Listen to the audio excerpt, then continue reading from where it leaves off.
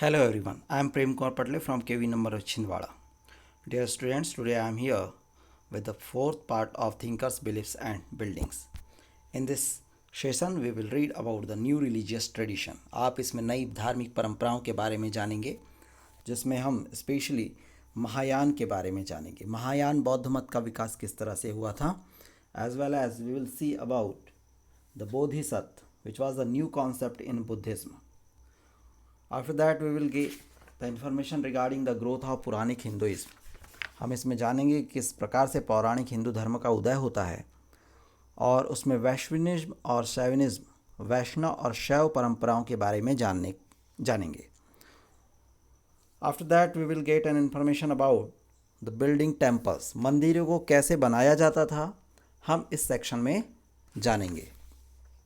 And in last grappling with unfamiliar, हम अनजाने को समझने की कोशिश किस तरह से उस समय के हिस्टोरियंस ने की थी उस कॉन्सेप्ट को देखेंगे. प्यारे बच्चों, बुद्धिज्म के बारे में आपने लास्ट सेशन में सुना था. बुद्धिज्म में एक न्यू ट्रेडिशन जो था वो इमर्ज हो चुका था and the new way of thinking which was also related to Buddhism was called Mahayana. चिंतन की जो नई परंपरा बौद्ध धर्म में विकसित हुई थी उसे महायान के नाम से जाना गया था. By the 1st century CE, there is evidence of changes in Buddhist ideas and practices. ईसा की जो प्रथम शताब्दी थी वहाँ से बौद्ध अवधारणा और व्यवहार में बदलाव नजर आने लगे थे. हमने देखा था कि जो बुद्धिस्ट टीचिंग थी, The Buddhist teaching had given great importance to self effort. वो व्यक्तिगत प्रयास को महत्व देती थी. हमने देखा था कि जो महात्मा बुद्ध थे उनको भी एक मनुष्य समझा जाता था जिन्होंने व्यक्तिगत प्रयास से एनलाइटमेंट, ज्ञान की प्राप्ति की थी, प्रबोधन पाया था और निब्बान पाया था. ठीक है, परंतु धीरे धीरे एक सेवियर इमर्ज का जो आइडिया था वो इमर्ज होना शुरू हो चुका था. एक मुक्तिदाता की जो कल्पना थी वो इमर्ज होना शुरू हो गई थी.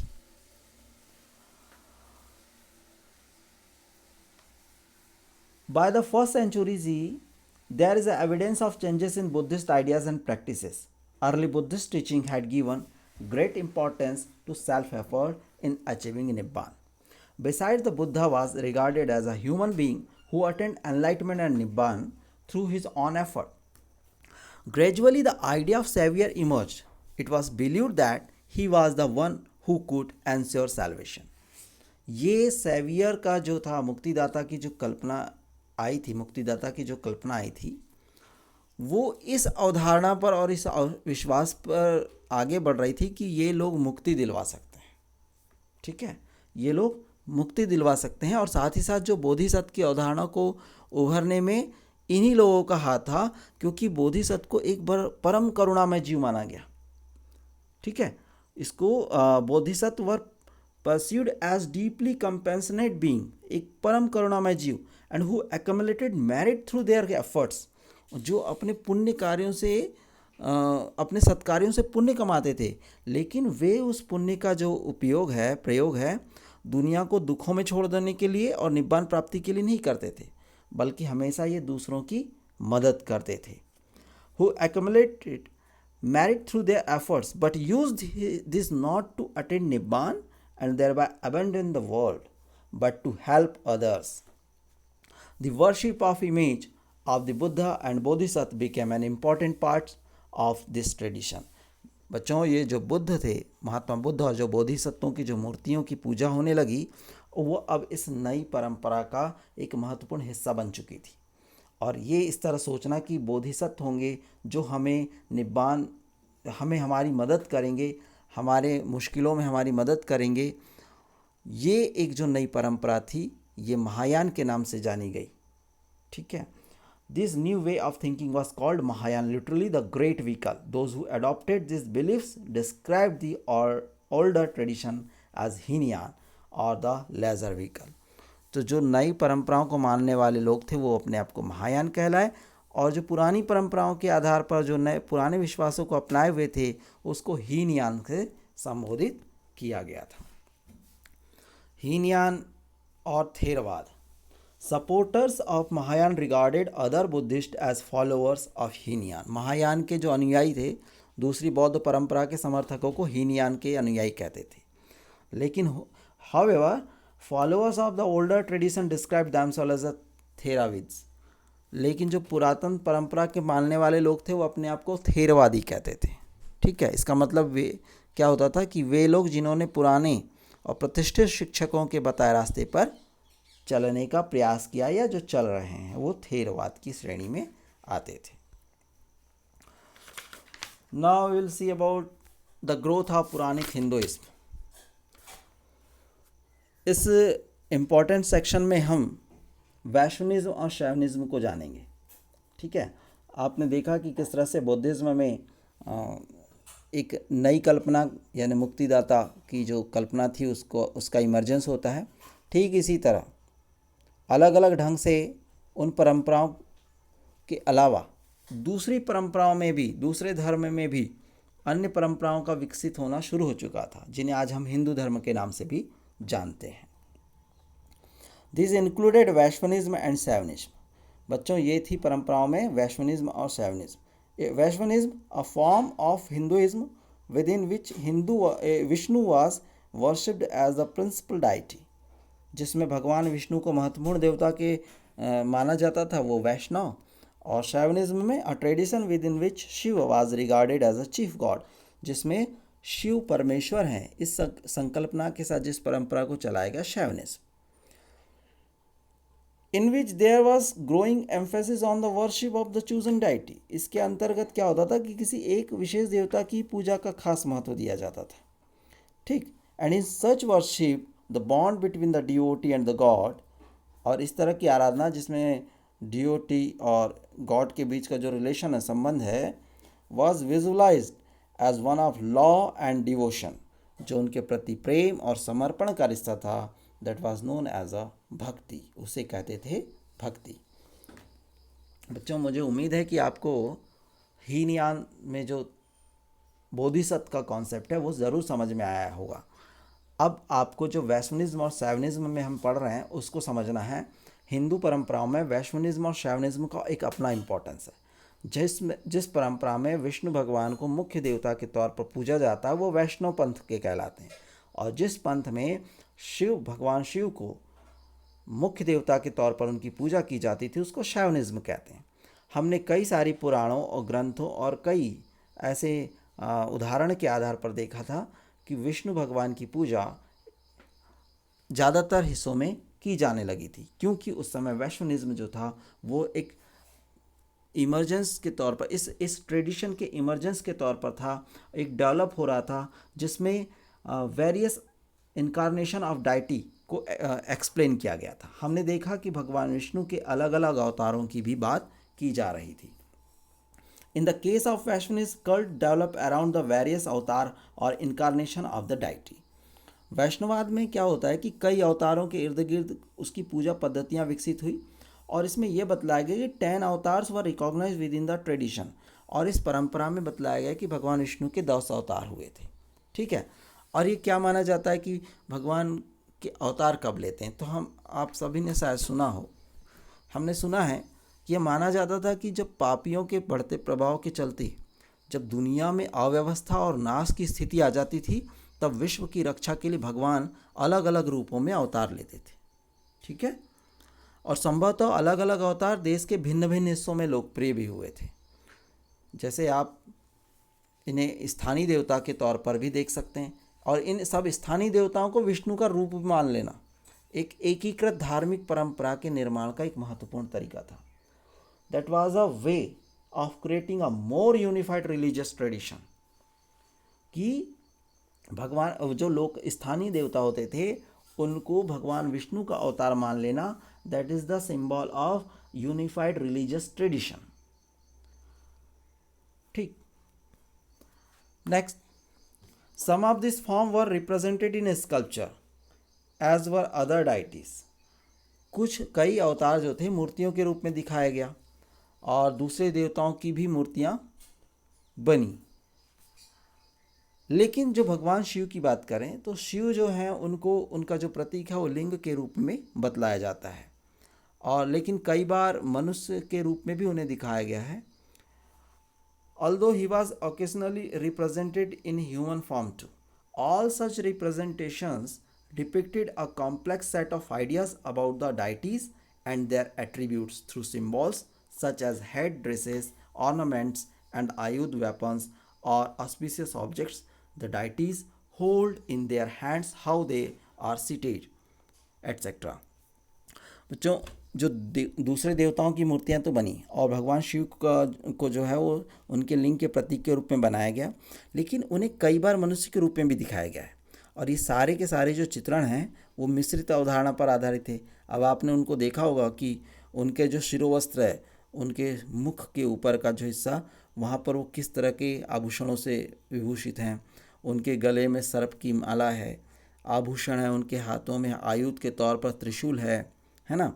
वो उनके हाथ में क्या धारण किए, एक डमरू है, और बैठने के लिए वो जिस शैली का उपयोग करते थे उसको, मतलब शैवनिज्म की अगर हम बात करें तो शिव को मानने वाले लोग अलग अलग तरीके से इसकी व्याख्या करते हैं, लेकिन उन देवता की जो खूबियाँ हैं, प्रतीक हैं, उसको एक ही तरह से प्रतिबिंबित करते हैं।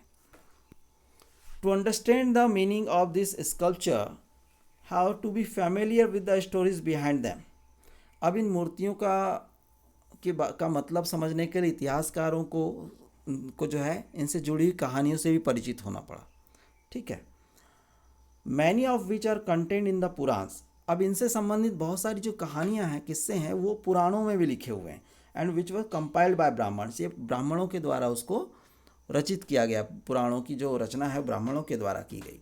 दे contain much that had been composed and been in circulation for centuries, including stories about god and goddesses. अब इसमें बहुत सारे ऐसे किस्से हैं जो सैकड़ों वर्ष पहले सुनाए जाते रहे थे। इसमें कई देवी देवताओं की कहानियाँ भी हैं, और इनमें बेटे जो श्लोक लिखे गए हैं वो सिंपल संस्कृत वर्ष, साधा संस्कृत श्लोक में लिखा गया। उन्हें ऊंची आवाज़ में पढ़ा जाता था, read aloud to everybody, okay, including women and shudras who did not have access to Vedic learning. महिलाएं और शूद्र जिन्हें वैदिक साहित्य पढ़ने की अनुमति नहीं थी, पुराणों को सुन सकते थे। ये इसकी खास बात ये थी। Much of what is contained in the Purans evolved through interaction amongst people, priests, merchants, and ordinary men and women who traveled from place to place sharing ideas and beliefs. पुराणों में जो ज़्यादातर कहानियाँ थी वो लोगों के आपसी मेल मिलाप से विकसित हुई। पुजारी हैं, व्यापारी हैं, सामान्य स्त्री पुरुष हैं, जब एक स्थान से दूसरे स्थान जाते थे तो वो यही बिलीफ्स और जो कॉन्सेप्ट्स थे, जो अवधारणाएँ थी, विश्वास था, उनका आदान प्रदान करते थे। जैसे कि हम देखते हैं कि एक एग्जाम्पल के तौर पर कि वासुदेव कृष्ण मथुरा के इलाके के महत्वपूर्ण देवता थे। तो वहाँ के रहने वाले लोग वासुदेव कृष्ण जी से संबंधित जो कहानियाँ हैं उसका प्रचार प्रसार देश के दूसरे हिस्सों में भी कर पाए, और तब लोगों को मथुरा के महत्व के बारे में भी जानकारी मिलती है। Now will get information about the building temples. Around the time that the stupas at sites such as Shanchi were acquiring their present form, the first temples to house image of gods and goddesses were also being built. जिस समय सांची जैसे महत्वपूर्ण जगहों पर स्तूप अपने विकसित रूप में आ गए थे, उसी समय देवी देवताओं की मूर्तियों को रखने के लिए सबसे पहले मंदिर भी बनाए गए। शुरू के मंदिर चौकोर कमरे के होते थे। Okay, the first temple of house, the early temple was a small square room called the गर्भगृह। जो चौकोर मंदिर चौकोर रूप में होते थे और उन्हें गर्भगृह कहा जाता था। With a single doorway for the worshipper to enter and offer worship to the image, जिसमें एक दरवाज़ा होता था और जिसके उपासक जो होते थे मूर्ति की पूजा करने के लिए भीतर प्रविष्ट हो सकते थे। अब धीरे धीरे क्या हुआ, धीरे धीरे गर्भगृह के ऊपर में एक ढांचा तैयार किया जाने लगा और उसको शिखर कहा गया। और मंदिर के दीवारों पर अक्सर जो है स्ट्रक्चर्स, स्कल्पचर्स जो हैं उसको फॉर्म किया जाने लगा, उसको डेकोरेट किया जाने लगा स्कल्पचर के थ्रू। अब इसके बाद में टेम्पल्स और भी ज़्यादा एलाबरेट होने लगे, उनका काफ़ी मंदिरों के स्थापत्य का काफ़ी विकास होना शुरू हो गया। अब मंदिरों में विशाल सभा स्थल होने लगे, ऊंची ऊंची दीवारें बनाई जाने लगी, और इसके अलावा गेटवेज तोरण द्वार भी लगाए गए, और बाद में जल आपूर्ति के भी इंतज़ाम किए गए, वाटर सप्लाई का भी वहाँ पर इंतज़ाम किया गया। शुरू के में जो मंदिरों की एक ख़ास बात यह थी कि इसमें कुछ पहाड़ियों को काट करके इनको खोखला कर लिया जाता था। One of the unique feature of early temple was that some of these were hollowed out of huge rocks as artificial caves. उनको कृत्रिम गुफा के तौर पर तैयार किया जाने लगा। ठीक, the tradition of building artificial caves was an old one. हालांकि ये जो कृत्रिम गुफाएं बनाई जा रही थी वो परंपराएं काफ़ी पुरानी थी, और सबसे ज़्यादा जो पुरानी कृत्रिम गुफाएं थी उसमें ईसा पूर्व सदी की 3री सदी की अशोक के आदेश पर जो आजीविक संप्रदाय के संत थे उनके लिए बनाई गई थी। ठीक, और यह परंपरा अलग अलग चरणों में विकसित होती रही। इसका सबसे विकसित रूप हमें जो है 8वीं सदी में जो कैलाशनाथ के मंदिर में नज़र आता है। शिव का एक नाम है कैलाशनाथ, और जिसे पूरी पहाड़ी को काट करके इसके मंदिर का रूप दे दिया गया था। इसका आप इमेज अपने बुक की टेक्स्ट बुक के पेज नंबर 107 में आप देख सकते हैं। ये इतने ही भव्य और इतनी आश्चर्यजनक तरीके से बनाया गया कि इसके बारे में एक इन्फॉर्मेशन मिलती है। A copper plate inscription records the amazement of chief sculpture after he completed the temple at Ellora. एक ताम्रपत्र अभिलेख एलोरा के प्रमुख तक्षक द्वारा इसका निर्माण समाप्त करने के बाद उसने आश्चर्य को व्यक्त करते हुए लिखा, oh how did I make it, हे भगवान ये मैंने कैसे बना लिया। ये शब्द उसके मुख्य तक्षक, प्रमुख तक्षक के, जिसने इसको तैयार करने में अपनी महत्वपूर्ण भूमिका निभाई थी। Now grappling with the unfamiliar, हम जानेंगे बेटा अनजाने को समझने की कोशिश कैसे किया गया। It will be useful to recall the when 19th century European scholars first saw some of the sculpture of god and goddesses. Europe के विद्वानों ने 19वीं सदी में जब देवी देवताओं की मूर्तियों को देखा तो उनकी पृष्ठभूमि और महत्व को समझ ही नहीं पाए। ठीक है, कई सिरों हाथों वाली जो मनुष्य और जानवरों के जो रूप थे उनको मिलाकर के जो मूर्तियां बनाई गई थी वो उन्हें काफ़ी विकृत लगी, और वो उसे देखकर बड़े घृणा से भर गए। उन्हें लगा ये किस तरह की डिज़ाइन है, ये किस तरह की मूर्ति कला है, वो उसको जान ही नहीं पाए। This early scholars tried to make sense of what appeared to be strange images by comparing them with sculpture with which they were familiar that from ancient Greece. इन शुरू के विद्वानों ने इन अजीबोगरीब मूर्तियों को समझ में लाने के लिए क्या किया कि वो ऐसी परंपरा से उसको कंपेयर करना शुरू किए जिसको वो जानते थे, और उनमें से एक थी प्राचीन यूनान की कला परंपरा। ठीक है, वे प्रारंभिक भारतीय मूर्ति कला को तो यूनान की कला से निम्न स्तर का ही मानते थे।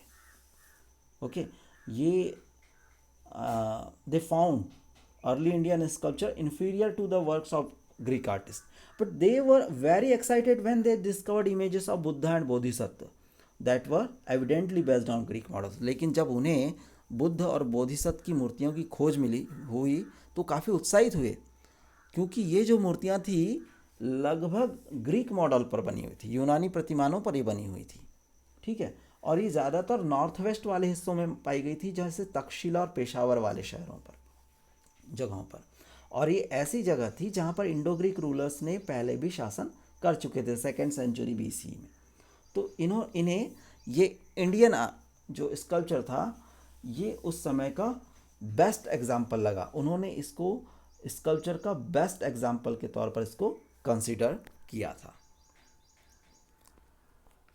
If text and images do not match, अब ये मान लीजिए कि यहाँ जो लिखित और दृश्य है उनका मेल नहीं खाना, ये किस ओर इंगित करता है।